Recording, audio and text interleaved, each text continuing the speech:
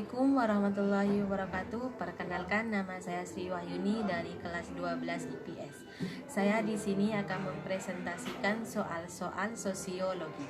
Soal pertama, suatu masalah disebut masalah sosial apabila berdampak terhadap kehidupan masyarakat luas.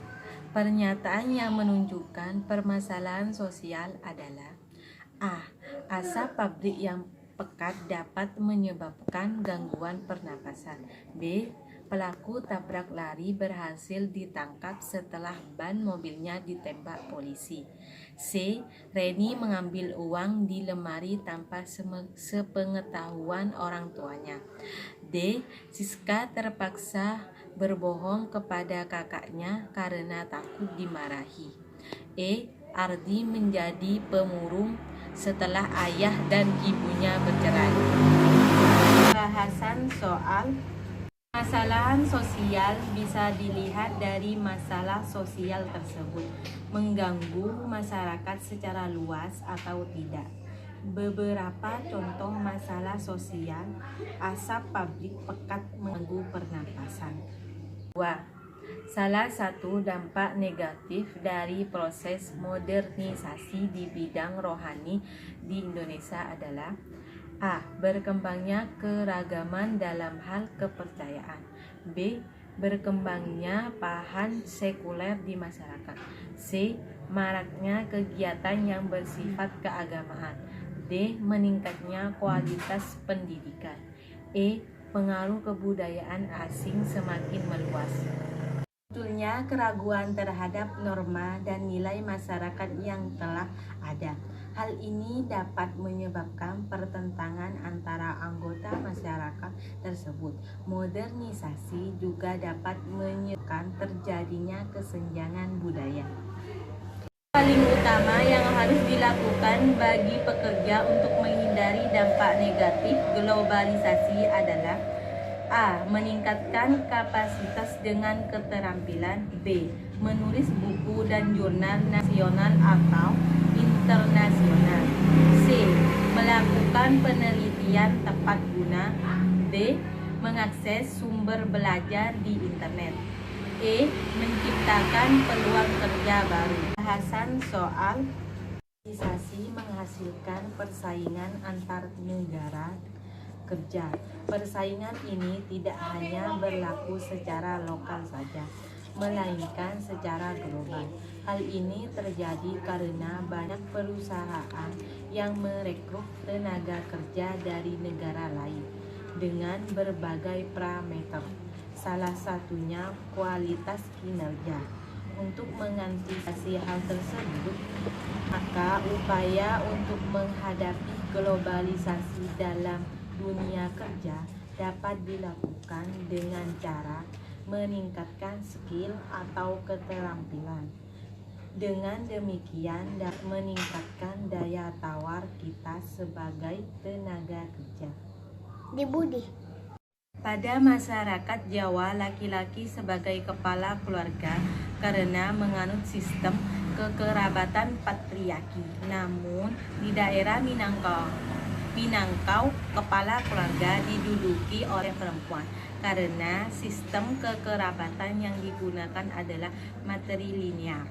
Realitas tersebut menyebabkan adanya perbedaan dalam upacara perkawinan, di mana jika di Jawa kawin diberikan oleh pihak laki-laki, sedangkan di Minangkau mas kawin diberikan oleh pihak perempuan. Ilustrasi di atas menunjukkan unsur kearifan lokal yang berupa A. Pengetahuan lokal. B. Budaya lokal.